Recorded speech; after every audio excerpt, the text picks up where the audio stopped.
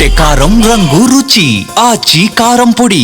ఆదేశం ఇవ్వమని చెప్పింది కోరిందే నేను, ముఖ్యమంత్రికి లెటర్ రాసిందే నేను, మీ అన్ని ఛానల్ నేను పంపించాను. ఐడిపిఎల్ ల్యాండ్ల మీద ఏదైతే ఒక పేపర్ రాసిందో పూర్తి విచారం జరిపించమని కోరింది ముఖ్యమంత్రి గారిని, కిషన్ రెడ్డి గారిని, ప్రభుత్వాన్ని, కలెక్టర్లను అందరినీ కోరింది నేను. చాలా సంతోషం, ముఖ్యమంత్రి గారికి ధన్యవాదాలు తెలియజేస్తా ఉన్నాను. దీన్ని పూర్తిగా విచారణ జరిపిస్తే పూర్తిగా ఎవరి ఆధారాలు వస్తాయి. ఇప్పుడు కూడా చెప్తున్నాం, మాధవరం కృష్ణారావు ఐడిపిఎల్ ల్యాండ్లో 0% ఉన్నా దీనికంతా సిద్ధము. కానీ ఐడిపిఎల్కి సంబంధించిన ల్యాండ్ల మీద రాసినటువంటి పేపర్లే కానీ ఛానల్సే కానీ మీరు పూర్తి సహకరిస్తున్నా. నేను ముఖ్యమంత్రి గారు లెటర్ రాసి పంపించాను. నిజంగా ముఖ్యమంత్రి గారు రేవంత్ రెడ్డి గారికి ప్రత్యేక ధన్యవాదాలు తెలియజేస్తాను. మాకు అది అయిపోయి తల్లి, ఇప్పుడు ఆ విషయం అయిపోయింది. మీరు ఐడిపిఎల్ గురించి విచారణ జరిపించాలన్నారు. నేను ఐడిపిఎల్ గుడిసెల్లో ఉన్నటువంటి నిరుపేద బిడ్డలు, ఇంద్రనగర్ ఉన్న బిడ్డలు 1600 గుడిసెలు ఉన్నాయి, వాళ్ళ తెలుగు రావద్దని చెప్తున్నా. ఇప్పుడు ఎప్పుడు వచ్చినా ఊగునే ప్రసక్తి లేదు. దాంట్లో ఆల్రెడీ చిన్న నిరుపేద బిడ్డలు ఉన్నారు, వాళ్ళ దగ్గరికి వస్తే ఊగునే ప్రసక్తి ఉన్నది. ప్రజా పోరాటం చేస్తా. అది 70-80 ఏళ్ళ నుంచి ఉన్నారు. అందులో మీ ఛానల్స్ అన్ని ఛానల్ తెలుసు. అన్న రేవంత్ రెడ్డి గారు కూడా అందులో ₹1 కోటి ఆయన ఎంపీ ఉన్నప్పుడు ఇచ్చిండు. ఇప్పుడున్నటువంటి అప్పుడున్నటువంటి కేటీ రామారావు కూడా 3-4 కోట్లు రోడ్లకు డిన్నర్కి ఇచ్చిండు. రేవంత్ రెడ్డి గారు ఇచ్చారు. అది వర్క్ నడుస్తుంది. ఎవరికి కొట్టాడలేదు, పంచాలేదు. మీరు దయచేసి మలమలని అడగకండి. విచారం జరిపించారు కాబట్టి ఫస్ట్ సంతోషపడేది మాధవరం కృష్ణారావు. మీకు కూడా మంచిగా ఈ అవకాశం వల్ల మీకు కూడా మంచిగా బయటికి వస్తాయి. 4000 కోట్ల ఇక అన్నీ నేను మాట్లాడలేదు.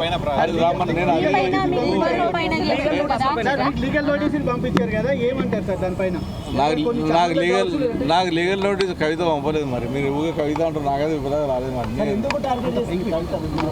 మరి మొన్న అయిపోయింది. ఊగే చెప్పమంటే చెప్పాలన్నా అన్ని ఛానల్ చెప్పి నేను అనుకున్నది ఇలా మంచి బ్రహ్మాండంగా అయింది. ఎందుకంటే నా మీద కూడా గత 20-25 ఏళ్ళ నుంచి రాజకీయ నాయకులు వచ్చి తిట్టిపోతారు. దీని ద్వారా నిజంగా ముఖ్యమంత్రి కూడా విచారణ జరిపించలేడు. నిజంగా ఈ ముఖ్యమంత్రి విచారణ జరిపిస్తున్నారు కాబట్టి రేవంత్ రెడ్డికి ప్రత్యేక ధన్యవాదాలు తెలియజేస్తాను.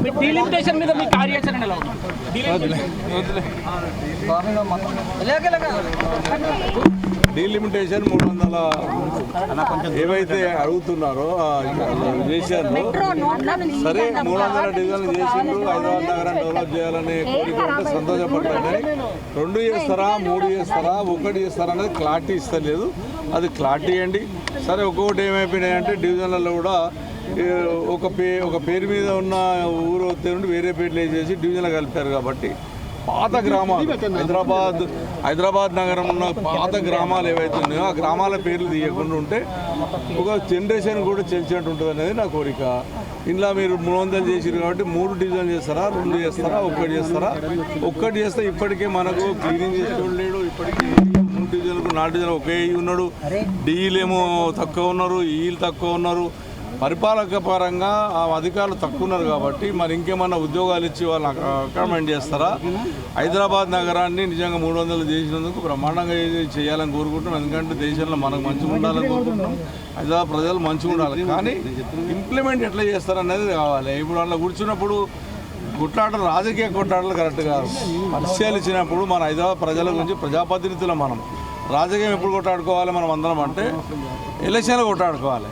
అంతేగాని నీ డివిజన్ అక్కడ పోయింది, నా డివిజన్ అటు గెలవాలన్నప్పుడు ప్రజలు ఓట్లేస్తే గెలిచేటోడు. ఏ డివిజన్ ఎక్కడున్నా ప్రజలు ఓట్లేస్తే గెలిచేటోళ్ళు. విచారణకు మీరు స్వాగతం చెప్తున్నాను, ముఖ్యమంత్రికి ధన్యవాదాలు అంటున్నారు. అసలు మీ వర్షన్ ఏంటి? ఎందుకు విచారణ జరగాలని మీరెందుకు కోరుకుంటారు? అంటే నా మీద ఒక ప్రధాన పేపర్ రాసింది కాబట్టి ఆ పేపర్ కూడా తెలియాలి. కాబట్టి ఆ పేపర్ ద్వారా మీ అందరు అడిగారు కాబట్టి విచారణ జరిపిస్తే అది ఎవరు చేశారు 4,000 కోట్ల రూపాయలని మీరే ఎంట్రీ.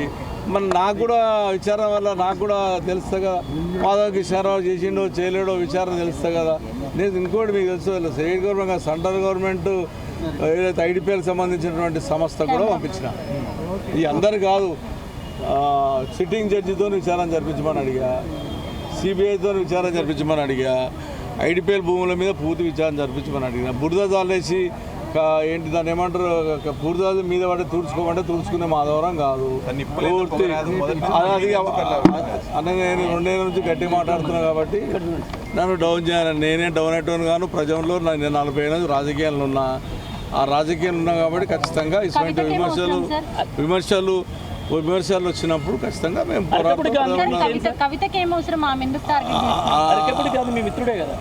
అందరు నా మిత్రులే. నేను అడగబడి మీద పర్సనల్ కొట్టాడు కాదు. 307 అనేది మీడియానే పెట్టుకొని హైడ్రా కమిషనర్ గారు 15,000 కోట్ల రూపాయలు కాపాడని చెప్పాడు.